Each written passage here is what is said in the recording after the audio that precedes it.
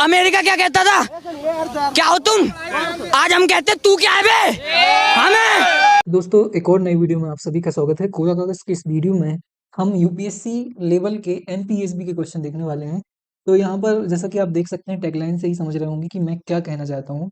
एमपीएसबी को लगा कि भाई अब तो हमें क्वेश्चन ऐसा बनाना है कि यूपीएससी भी क्या कहता था उससे कोई फर्क ना पड़े, बस हमको यूपीएससी के लेवल से आगे निकलना है। तो इस वीडियो में, आज की इस वीडियो में हम एमपीएसआई प्रीलिम्स 2026 के 19 जनवरी, जो कि मेरी शिफ्ट थी, सेकंड शिफ्ट के सारे हिस्ट्री के क्वेश्चन कंप्लीट करने वाले हैं। हिस्ट्री के क्वेश्चन में लगभग 10 क्वेश्चन ही पूछे गए थे यहाँ पर हिस्ट्री में।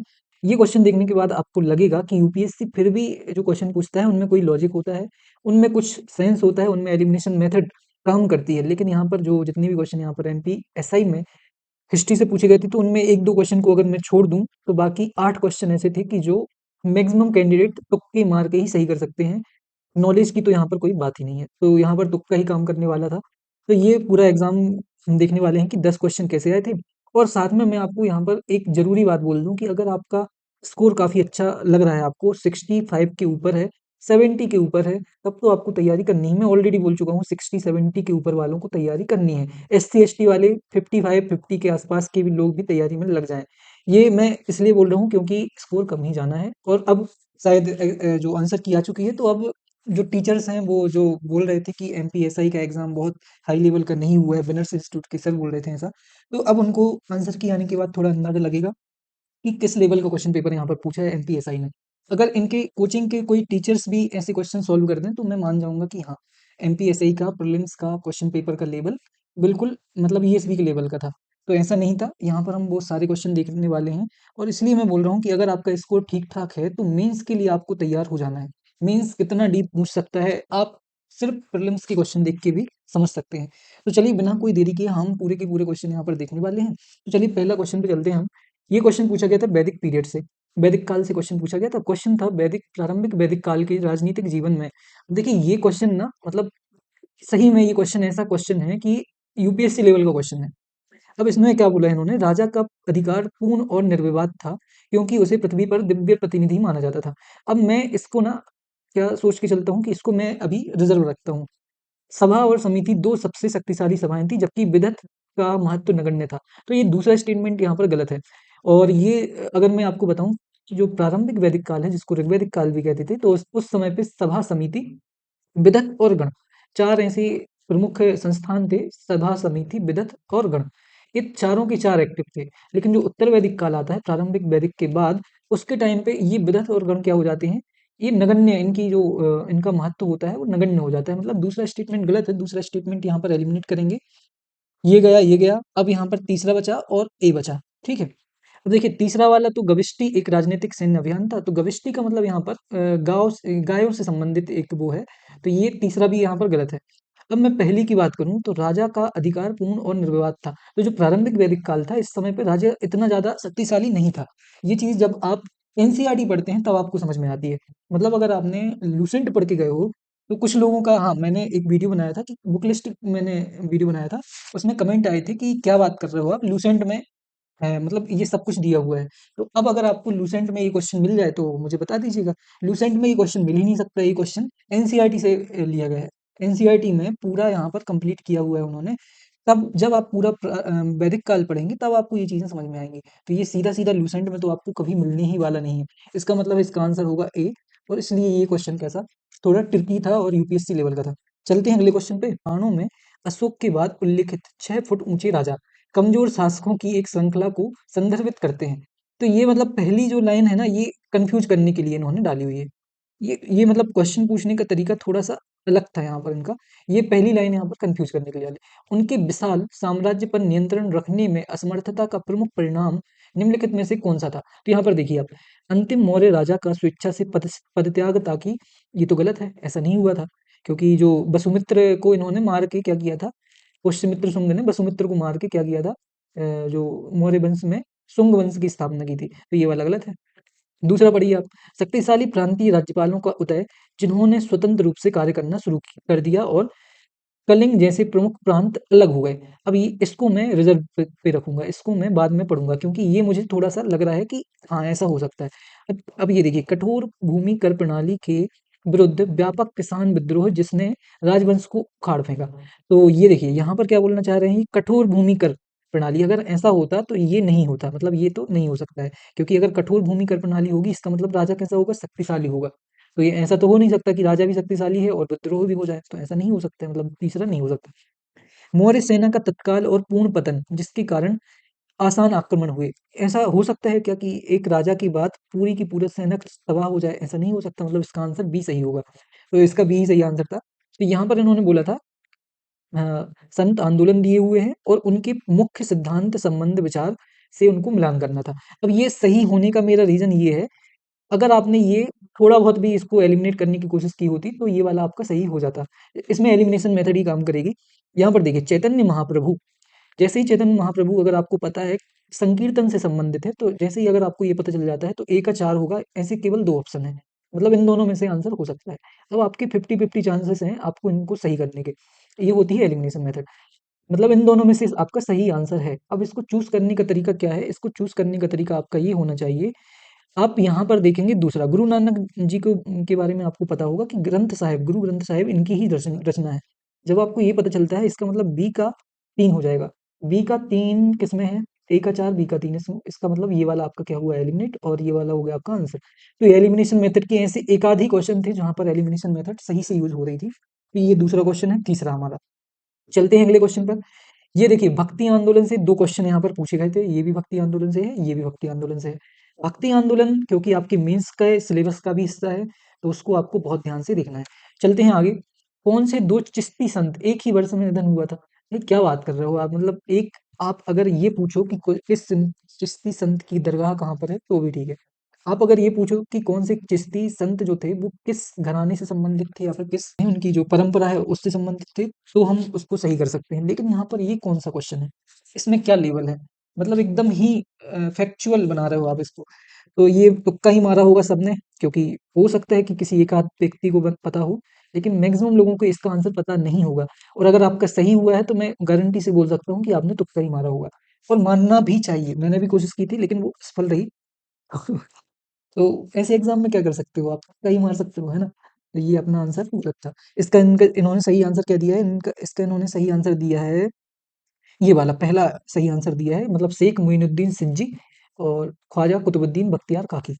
ये सही आंसर है इसका। बट कहाँ पे मिलेगा इसका सोर्स? लूसेंट में मिल सकता है इसका सोर्स? नहीं मिल सकता है।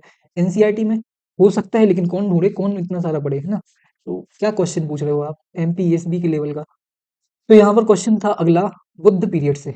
अब ये क्वेश्चन आप पढ़ेंगे ना, तो पहली बात तो ये क्वेश्चन मुझे समझ में नहीं आता कि इतना क्वेश्चन इन लोग ने देखिए क्वेश्चन यूपीएससी भी ऐसे क्वेश्चन पूछता है, लेकिन क्वेश्चन जब यूपीएससी पूछता है तो उसमें एक सेंस, मतलब सेंस वाली बात जरूर डालता है कि जहां पर हम एलिमिनेट कर सकें, जहां पर हम सही गलत को रख सकें।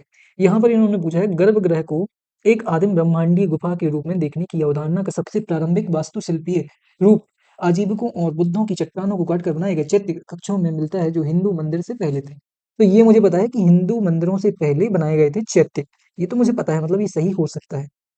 दूसरा पढ़िए, स्तूप का गुंबद ब्रह्मांडीय पर्वत मेरु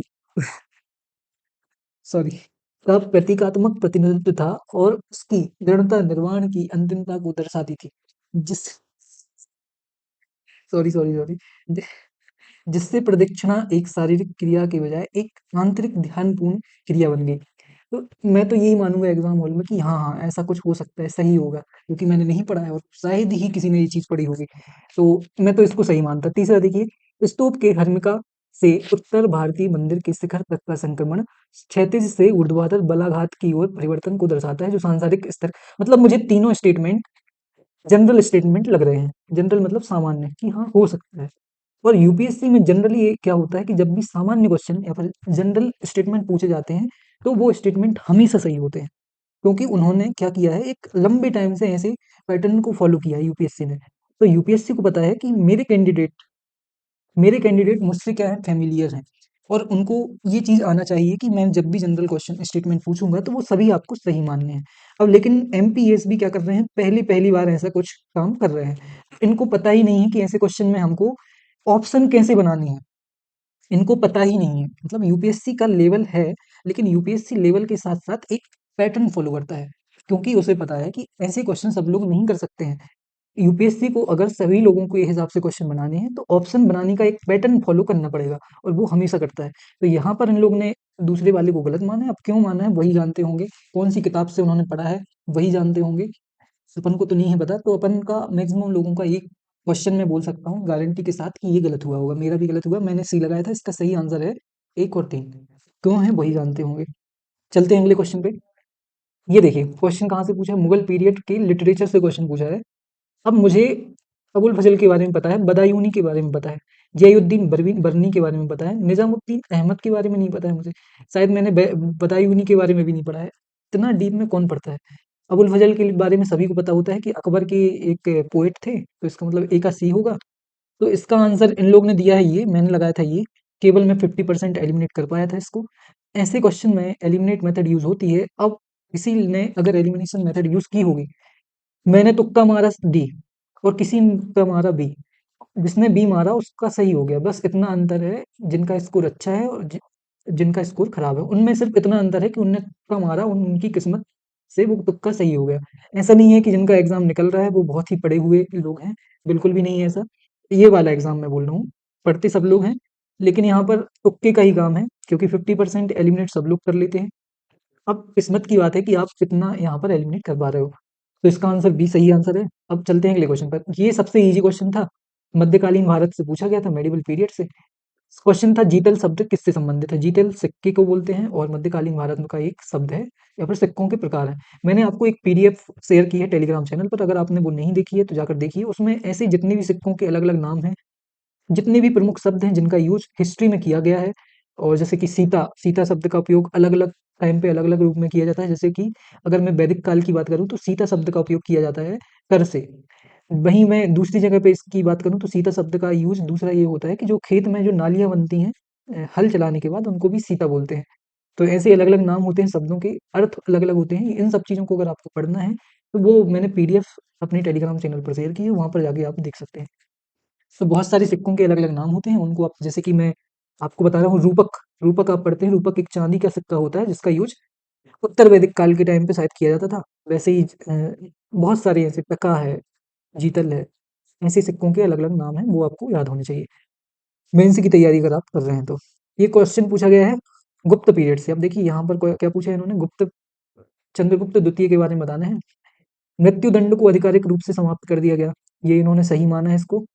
चांडालों की स्थिति दयनीय थी और उन्हें गांवों के बाहर रहना पड़ता था, ये भी इन्होंने सही माना है और ये भी सही। इसका आंसर बी है। ये क्वेश्चन शायद मेरा गलत था, क्योंकि मुझे लग रहा था कि मृत्यु दंड को आधिकारिक रूप से समाप्त कैसे कर सकता है कोई भी राजवंश, तो इसलिए मैंने इसका शायद डी लगाया था इसका आंसर।